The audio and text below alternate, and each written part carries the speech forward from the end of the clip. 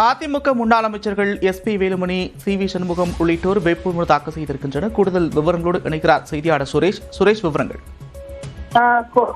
கோவை தொண்டாமுத்தூர் சட்டமன்ற தொகுதிக்கு 5வது முறையாக வேட்புமனு தாக்கல் செய்ய SP வேலுமணி 1000க்கும் மேற்பட்டோர் உடன் மேலதாளங்களுடன் பரிசு சென்று பேரூர் வட்டாட்சியர் அலுவலகத்தில் தனது வேட்புமனை தாக்கல் செய்தார். முன்னதாக பேரூர் பட்டீஸ்வரர் கோவிலில் சாமி தரிசனம் செய்துவிட்டு தொண்டர்களுடன் பாஜக நிர்வாகிகள் மற்றும் அண்ணாமலை உடன் ஊர்வலமாக சென்று பேரூர் வட்டாட்சியர் அலுவலகத்தில் வேட்புமனு தாக்கல் செய்தார்.